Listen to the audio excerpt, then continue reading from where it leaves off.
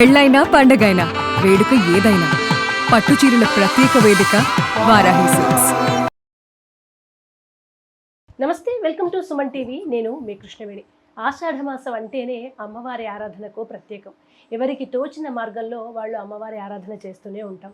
అయితే ముఖ్యంగా ఆషాఢమాసం అనగానే మనకు రెండు గుర్తుకొస్తాయి. ఒకటి బోనాలు అయితే మరొకటి వారాహి నవరాత్రులు.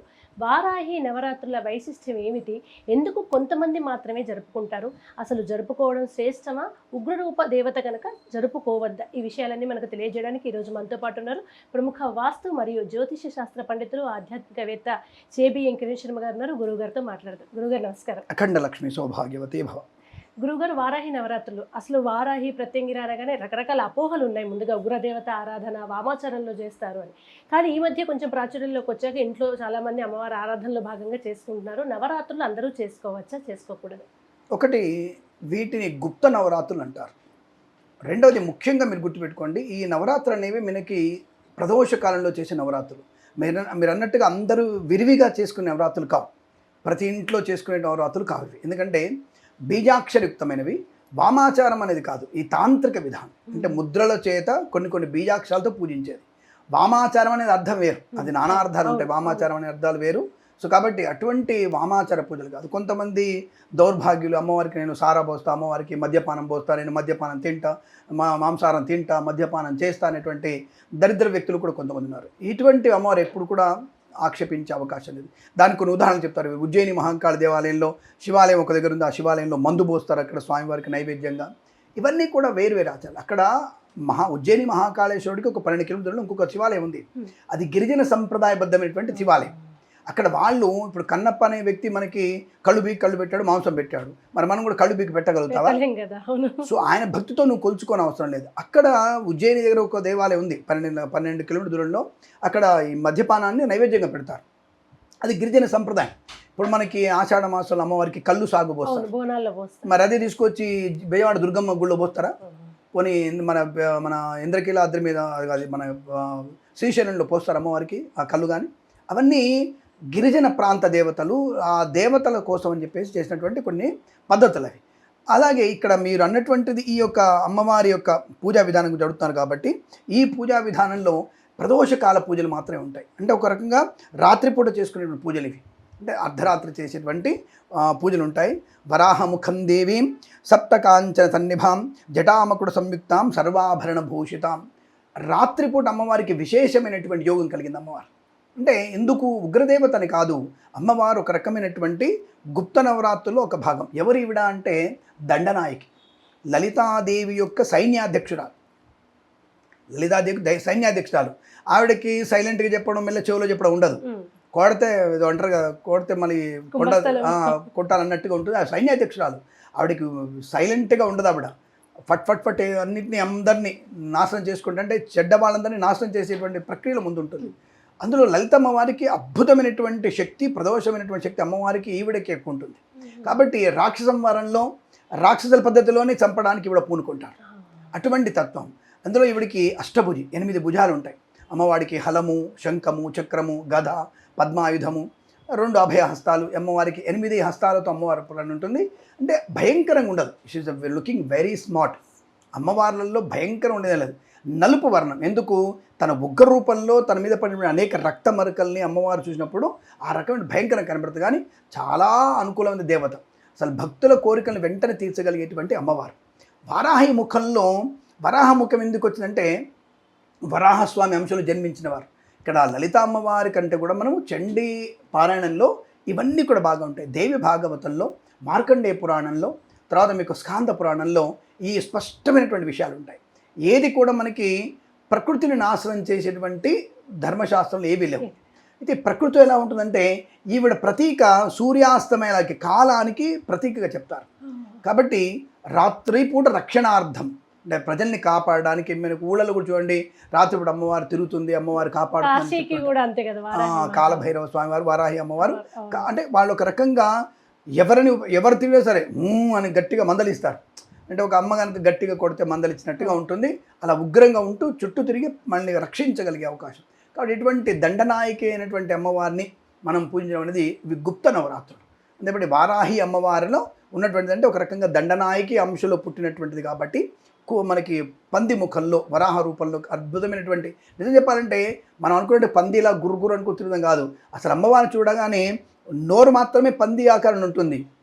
ఆవిడ వర్చస్సు అద్భుతమైన వర్చస్సు, అసలు ఆ కళ్ళల్లో చూస్తేనే అద్భుతమైనటువంటి లాలత్వాన్ని ఉట్టిపడేసే శక్తి అమ్మవారికి ఉంటుంది. కాబట్టి ఇది బీజాక్షరాలతో చేసేటువంటి ముద్రలు ఉంటాయి. కొన్ని అమ్మవారికి ముద్రలు, వరాహముఖ ముద్ర, ఇలాంటి ముద్రలతో చేసేది. కాబట్టి మనం అందరూగా చెప్పుకున్నట్టుగా మనం అందరూ కామన్ పీపుల్ చేయడం. ఈ మధ్యకాలంలో పవన్ కళ్యాణ్ గారు గత సంవత్సరం దీక్ష తీసుకోవడం, ఈసారి ఆయన వాహనం పేరు కూడా వరాహం అని పెట్టుకోవడం వల్ల వారాహి అని పెట్టుకోవడం అది కొంత ప్రయోజనమే. ఆయన ఇప్పుడు తీసుకున్న దీక్ష వారాహి దీక్ష కాదు, 4 నెలలు చాతుర్మాస దీక్ష. ఆయన అంటే కొంతమంది వ్యక్తుల్లో ఉన్నటువంటి కొంత కఠినమైనటువంటి ఉంటాయి.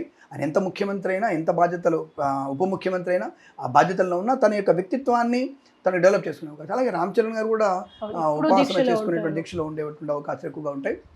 ఇలా కొంతవరకు చాలా శర్మానంద్ గారు కూడా ఎప్పుడు కూడా దీక్షలో ఉంటుంటారు వీళ్ళు. ఇలాంటివన్నీ కూడా ఎందుకంటే వాళ్ళ యొక్క దాని ఏమంటారంటే రీసైకిల్ చేసుకోవడం, వాళ్ళ మనసుని, శరీరాన్ని, లోపల ఉండే మాలిన్యాన్ని రీసైకిల్ చేసుకునేటువంటి తత్వం. కాబట్టి వాళ్ళు అద్భుతమైనటువంటి దీక్షలు ఉంటారు. ఈ మధ్యకాలంలో అంటే నాకు తెలిసిన వరకు పవన్ కళ్యాణ్ గారు దీక్ష తీసుకున్న తర్వాతనే ఇది మళ్ళీ బయటకు వచ్చేసి విశేషంగా చెప్పడదు. కానీ అందరూ కూడా కామన్గా చేసుకునేవి కాదు, ఏదో తూతు మంత్రంగా చేసుకునేటువంటివి కావు. చాలా బీజాక్షరాలు ఉంటాయి ఇందులో. బీజాక్షరయుక్తంగా ముద్రలతో చేసి కాబట్టి తొందరపడి హడావుడు చేయొద్దు. రెండవది ఏదైనా స్మరణ చేసుకోవచ్చా, పటం పెట్టుకొని పూజ చేసుకోవచ్చా? తప్పకుండా పటం మీరు పూజ చేసుకోవచ్చు. సర్వమంగళ మాంగళ్యే శివే సర్వార్థ సాధికే శరణ్యే త్ర్యంబికే దేవి నారాయణ నమోస్తు ఈ మంత్రం చెప్పుకుంటూ అమ్మవారికి బెల్ల పానకం ఇష్టం. అంటే ఉగ్ర అంటే రూపం కదా, అంటే తాపస్సు ఎక్కువ ఉంటుంది. కాబట్టి ఆవిడకి బెల్ల పానకాన్ని ఎక్కువ నైవేద్యం పెడుతూ అటుకులు బెల్లం, బెల్ల పానకం, యాలకుల పొడి వేసి పెట్టడం, తర్వాత పులిహోర చేయడం, పులిహోరలో అదే కట్టె పొంగలి చేయడం, పులిహోర వచ్చేసి చింతపండుతో పులిహోర చేయడం, కట్టె పొంగలి అమ్మవారికి చాలా ప్రధానమైనది. గుమ్మడికాయ కూరతో పదార్థం చేసి అమ్మవారికి పెట్టడం, గుమ్మడికాయ బలి ఇవ్వడం, ఇవన్నీ కూడా మనకి స్పష్టంగా చెప్పబడుతుంది. కాబట్టి కామన్ పీపుల్గా ఇది మంత్రోచ్చరణ సరిగా లేకుండా, సరైన పద్ధతి లేకుండా చేస్తే రివర్స్ కొట్టే అవకాశం ఉంటుంది. ఇప్పుడు ఒక స్విచ్ బోర్డులో మనకి ప్లస్ మైనస్ కానీ స్విచ్ చేస్తాము, వాడు 2 ప్లస్లు పెడితే షాక్ కొడుతుంది మనకి. సో కాబట్టి దాన్ని చేసేవాడు క్రియ కరెక్ట్గా లేకపోతే కష్టం. ఇక్కడ ప్లస్ మైనస్ కలిస్తేనే కరెంట్ ఉత్పత్తి అవుతుంది. 2 ప్లస్లున్నా 2 మైనస్లున్నా ప్రమాదం కలుగుతుంది. కాబట్టి ఎలాగైతే మనకి ఈ బాహ్య ప్రపంచం అనేక రకాల అనర్థాల నుంచి బయటపడడానికి సరైన పద్ధతి ద్వారా ఎవరెవరైతే మీరు ఈ యొక్క అమ్మవారిని ఉపాసన చేసుకుంటూ, అమ్మవారిని ఎప్పుడు కూడా మనం ధ్యానం చేసుకుంటూ నిర్మలమైన మనసుతో మనం పూజిస్తే తప్పకుండా ఫలితం ఉంటుంది. పట్టం పెట్టుకొని పూజ చేసుకోవచ్చు, అర్చన చేసుకోవచ్చు. అది తప్ప కలశాలు పెట్టేసి శ్రీచక్రాలు వేసి పూజ చేయడానికి అవకాశాలు చాలా కష్టమవుతుంది. ఇవన్నీ పక్కన పెట్టుకుంటే బెటర్, అవి చేయకుండా ఉంటేనే బెటర్. పట్టం పెట్టుకొని నమస్కారం రోజు అష్టోత్తరం చదువుకోండి, అదే దీక్ష, 9 రోజుల దీక్ష. గురుగారు చాలా మంది లలిత సహస్రనామం చేసుకుంటారు కదా, లలితాదేవిని వారాహిదేవిగా నమస్కారం చేసుకొని లలిత పారాయణం చేసుకోవచ్చు. అద్భుతమైనటువంటిది. అసలు మీరు చెప్పినటువంటి విశేషం, ఈ వారాహి నవరాత్రుల్లో ఎవరైతే లలితా సహస్రనామ పారాయణ చేస్తున్నారో వారికి ప్రతినిత్యము చేసేటువంటి లలితా పారాయణం కన్నా 21 సార్లు ఎక్కువ ఫలితం వస్తుంది. 21 టైమ్స్ ఒక్కసారి చేస్తే చాలు. కాబట్టి తప్పకుండా మీరు అటువంటి లలిత పారాయణ మీరు చెప్పినట్టుగా లలితా సహస్రనామ పారాయణం చేసుకోవడం చాలా మంచిది. అలాగే ఎవరికైనా వీలైతే తెలుగు దేవి భాగవతం, తెలుగులో దేవి భాగవతం ఉంది, ఆ దేవి భాగవతాన్ని చదవడం కూడా అద్భుతమైనటువంటి యోగాన్ని కలిగించే అవకాశాలు ఉంటాయి. అలాగే అమ్మవారికి మీగడ పెరుగు ఇష్టం, ఆవు పాలు అయినటువంటి మీగడ పెరుగు అమ్మవారికి చాలా ఇష్టం. వీలైతే అది కూడా పెట్టేసేది. ప్రతిదీ అమ్మవారు స్వీకరిస్తుందా అంటే అమ్మవారు అంటే ఘ్రాతము చేత అంటే పీల్చడం ద్వారా తీసేసుకుంటుంది. ఆవిడ కనుక మొత్తం తిని అన్ని దేవుళ్ళు తింటేస్తే మనకు మిగిలేది ఏముండదు. కాబట్టి ఆవిడ స్వీకరించేంతవరకు ఆయన స్పర్శనే రైట్ ఓకే, ఆ ఎంగిలే మనం ప్రసాదంగా భావించి తినాలి. కాబట్టి అటువంటి పెరుగు కానీ పులిహోర కానీ 10 మంది చేత మనం భోజనం చేయడం వల్ల ప్రయోజనం బాగా ఉంటుంది. అలాగే ఈ వారాహి నవరాత్రుల విశేషం ఏంటంటే రాజకీయ నాయకులు బాగా చేస్తారు. ఎందుకంటే డబ్బు ఉండాలి, అధికారం కావాలి, అంటే డబ్బు ఉంటుంది కాబట్టి వాళ్ళు ఏదైనా పోటీలో గెలవడానికి శత్రు నాశనానికి బాగా పనిచేస్తుంది. శత్రు నాశనం కాకుండా జనాకర్షణకి బాగా ఉపయోగపడుతుంది. అంటే చండీ లాంటిదే, చండీ అందరం చేసుకోవచ్చు. చండీ ఉపాసన, చండీ పారాయణము, చండీ హోమం ఇవన్నీ అందరూ చేయొచ్చు. అది అందరికీ 700 శ్లోకాలు ఉంటాయి. సప్తశతి అనేది ఒక శ్లోకం ఉంటుంది, అన్నీ చేయొచ్చు. కానీ వారాహిలో డిఫరెంట్ శ్లోకాలు ఉంటాయి. అసలు చాలా పలకడమే కష్టం, మాకే పలకడం కష్టం, చాలా కఠినంగా ఉంటాయి. అవి ఒక్క తేడా వచ్చినా ఇబ్బంది కలిగే అవకాశం ఉంటుంది. కాబట్టి ఇది శత్రు నాశనానికి, జనాకర్షణకి చాలా ఉపయోగపడే అవకాశం. స్వామి 9 నవరాత్రులు అంటే 9 ఉన్నాయి. ఇవి కూడా గుప్త నవరాత్రులు అంటారు, అందుకే వీటి పేరు గుప్త నవరాత్రులు. కాబట్టి మనకి శరణ్ నవరాత్రులు, వసంత నవరాత్రులతో పాటుగా ఇక్కడ వచ్చేటువంటి గుప్త నవరాత్రులు, మళ్ళీ ఒకటి ఇప్పుడు రేపు వచ్చేటువంటి మనకి పుష్యమాసంలో కూడా గుప్త నవరాత్రులు ఉంటాయి. 2 గుప్త నవరాత్రులు, 2 ఒక మామూలు నవరాత్రులు ఉంటాయి. శ్యామల నవరాత్రులు, వారాహి నవరాత్రులు ఇవన్నీ కూడా ఉంటాయి. కాబట్టి ఇవి డిఫరెంట్ అయ్యి మొత్తం 4 నవరాత్రులే. ఈ 4 నవరాత్రుల్లో ఇవి 2 గుప్త నవరాత్రులు. కాబట్టి ఆ గుప్త నవరాత్రులు చాలా జాగ్రత్తగా ఉంటే శత్రునాశనం, నిజంగా చెప్పాలంటే చాలా మంచి ప్రయోజనాలు ఉంటాయి. కరెక్ట్గా చేయగలిగే వాళ్ళు ఉంటే మాత్రం ఖర్చు కూడా ఎక్కువే. నిజంగా చెప్పాలంటే చాలా ఖర్చు అవుతుంది దానికి. అటువంటి ఖర్చు పెట్టుకోగలంటే మాత్రం తప్పకుండా 9 మంది పూజారుల చేత దానికి బీజాక్షరాలు చేసి, శ్రీచక్ర ఆవరణ చేసి, అమ్మవారిని శ్రీచక్రంలో కూర్చోబెట్టి, కలశ స్థాపన, 9 కలశాలు పెట్టాలి. దాదాపుగా 27 చక్రాలు ఉంటాయి అమ్మవారికి. వాటి మీద కూర్చోబెట్టాలి. అమ్మవారిని పద్మం మీద కూర్చోబెట్టాలి. తామర పూలతో పూజ చేయాలి, కలువ పూలతో పూజ చేయాలి. అలాగే మీరు పింక్ కలర్ కాకుండా నల్లవి దొరుకుతాయి కలువ పూలు, వాటితో కూడా పూజ చేయాలి అమ్మవారికి. నల్ల చామంతి పూలతో హోమం చేయాలి అమ్మవారికి. అంటే చాలా డిఫరెంట్గా ఉంటుంది. తిలహోమం ఉంటుంది అమ్మవారికి, చాలా విశేషంగా తిలహోమం ఉంటుంది, కూష్మాండ హోమం ఉంటుంది. తర్వాత మనకి ఈ తెల్ల ఆవాలతో హోమం ఉంటుంది అమ్మవారికి ప్రత్యేకంగా. ఇలాంటి కొన్ని, అంటే ఇవన్నీ కూడా తాంత్రికమైనటువంటి పదార్థాలు.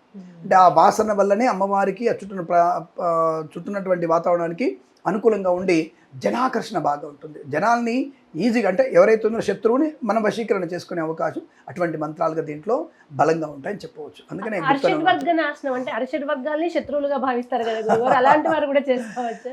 అసలు మీరు చెప్పేటువంటి ప్రతి ప్రశ్న అద్భుతమైనటువంటిది. అంటే ప్రతి పూజ అరిషడ్వర్గ నాశనానికి. కామము, క్రోధము, మోహము, మదము, మత్సరము, లోభం, ఈ అరిషడ్వర్గాల్ని ప్రతి పూజ కూడా సనాతన హిందూ ధర్మంలో ప్రతి ఒక్క వ్యక్తి పూజ చేసేది. ఉపాసన, పూజ, పునస్కారము, అభిషేకము ఏవైనా సరే తప్పకుండా అంగన్యాస కన్యాసాలతో చేయడం. అంటే అంగన్యాసాలతో కరన్యాసాలతో చేస్తారు. ఇది చేసిన తర్వాత అంటే ఏమిటి అర్థం ఏమిటి? నాలో ఉన్నటువంటి సమస్తమైనటువంటి అనేక రకాల ఇబ్బందుల్ని, అనేక రకాల నష్టాలని కలిగించేటువంటి 6 రకాల శత్రువులు ఉన్నారు, ఈ 6గురిని బయటికి పంపించేసేటువంటి భావనతో చేసేది. అలాంటి పంచి ప్రశ్న అడుగుతున్నారు. ప్రతి పూజకి అర్థం అదే. నాట్ ఈవెన్ మనం ఈ ఒక్క పూజ చేసుకుంటేనే అరిషడ్ వర్గాలు నాశనం అయిపోతాయా, మనకు అద్భుతంగా ఉంటుందా అనేది మాత్రం వాస్తవం కాదు. ప్రతి పూజ, ఈవెందో వరలక్ష్మి వ్రతం చేసుకోండి, ఈవెందో మంగళగౌరి వ్రతం చేసుకోండి, అది మనం నాశనం చేసుకోవడానికి. కామ, క్రోధ, మోహ, మద, మత్సర, లోభాలని నాశనం చేసుకునేది ప్రతి పూజ. కాబట్టి ప్రత్యేకంగా ఈ యొక్క వారాహి నవరాత్రుల్లోనే అరిషడ్ వర్గాలు నాశనం కావడానికి పూజ చేసుకోవటం అనేది కాదు. ఇంట్లో చేసుకునేటువంటి నిత్యార్చన కూడా అరిషడ్ వర్గ నాశానికి సంకల్పం చెప్తాం. అస్మాకం సహకుటుంబానాం క్షేమస్థైర్య ధైర్య విజయాభ్యారోగ్యైశ్వర్యాభివృద్ధం ధర్మార్థకామ్య చతుర్విధ ఫల పురుష. ధర్మార్థకామ్య మోక్ష చతుర్విధ ఫల పురుషాలు వచ్చాయంటే అరిషడ్ వర్గాలు బయటపోతూనే వస్తాయి, లేదా రావు. కాబట్టి అటువంటి అరిషడ్ వర్గాన్ని నాశనం చేసుకునేటువంటి పూజలు. కాబట్టి నాట్ ఈవెన్ ఇక్కడనే శరణ్ నవరాత్రులు, వారాహి నవరాత్రులు, గుప్త నవరాత్రులు, శ్యామల నవరాత్రులు చేసుకుంటూ అవుతుందా అనేది మాత్రం కరెక్ట్ కాదు. ప్రతి పూజలో ఇది సంకల్పం. అరిషడ్ వర్గాలు నాశనం చేసుకుంటేనే మనిషిగా బ్రతకగలిగే అవకాశం. మరి ఇప్పుడు ఎంతవరకు సాధ్యాసాధ్యాలు, ఇప్పుడు ఇందాక నేనే ఉన్నాను, సరికి మన సిచ్యువేషన్ అట్లయితే గట్టిగా కోపడ్డాను. ఆ కోపం అనేది మంచిది కాదు. క్రోధం, కామము, క్రోధం రెండోదే ఉంది. సో మరి నాకు కూడా అలాగే వచ్చేసింది కదా. ఎందుకు? ఒక సిస్టమేటిక్గా లేదన్నటువంటి భావంతో వచ్చే క్రోధం వేరు, అనవసర వ్యక్తుల మీద వచ్చేటువంటి క్రోధం వేరు. నన్ను ప్రేమించలేదు కాబట్టి దీన్ని యాసిడ్ పోద్దాం, దీన్ని చంపేద్దాం అన్నటువంటి వ్యక్తులు కూడా ఉంటారు. అదే అంట నేను కొంతమంది జంజీలకు చెప్తాను, ఒరే మీరు చేసేటువంటిది సమాజానికి ఉపయోగపడిచేయండి. సమాజాన్ని నాశనం అయ్యేటువంటి జంజీలుగా తయారవుతున్నారు, కాబట్టి పక్కదారి పట్టకండి. ధర్మాగ్రహం ఉండాలి అంటారు. ఇది ధర్మంతో ఉంటేనే మీకు సక్సెస్ఫుల్ బాగా ఉంటుంది. చదవండి, ప్రయోజనం చేయండి. ఇంకోటి ఏంటంటే ఇక్కడ మేము బాగా చెప్పాలి, మనం ఈ వారాహి నవరాత్రులు చేసిన వాళ్ళకి ఉద్యోగం మీద కన్నా స్వయం కృషితోనే మనం వ్యాపారం చేయాలి తప్పన మనకు 10 మందికి అన్నం పెట్టాలని ఆలోచన వస్తుంది. కాబట్టి జంజీలను ఇట్లాంటి వాటిలో ఉపయోగించే ప్రయత్నం చేయండి. ఎవరైనా చేస్తున్నప్పుడు వీళ్ళ పిల్లల్ని తీసుకెళ్ళి అందులో కూర్చోబెడితే, ఉద్యోగం ఎప్పుడు చూడు ఉద్యోగం, నాకు ఆ ఉద్యోగం వచ్చిందా, నేను బీటెక్ చేశాను, ఎంటెక్ చేశా, నేను 3 MA చేశా, MSc చేశా, మరి నాకెందుకు ప్రభుత్వ ఉద్యోగం కోసం ఎందుకు వెతకట్లేదు నేను అంటే, నువ్వు జాతకాలు చెప్తావు, నువ్వు తూతూ మంత్రాలు చదువుతావు, డబ్బులు వస్తాయి అంటావు, నువ్వు కూడా అలాంటిది ఏదైనా చేసి తూతూ మంత్రం ఏదైనా నువ్వు కూడా చెయ్యి. ఇదే చెప్తాను నేను డైరెక్ట్గా. నాకున్న తెలివితో ఇది సాధ్యం అవుతుంది, నీకున్న తెలివి నాకంటే ఎక్కువ ఉంటుందిగా. 1000 రూపాయలు సంపాదించే దగ్గర 10,000 సంపాదించు. కాబట్టి ఇలాంటి వాటి వల్ల, ఇలాంటి అమ్మవారి నవరాత్రులు చేస్తే పిల్లలకి చాలా మంచి షార్ప్నెస్ ఏర్పడుతుంది. ఇతరుల మీద డిపెండ్ అవ్వాలనేటువంటి ఆలోచన ఉండదు. బద్ధకిష్టుల నుంచి బయటకు వస్తారు. సక్సెస్ఫుల్ వాతావరణం బాగా ఉంటుంది. పిల్లలకి చాలా మంచిది.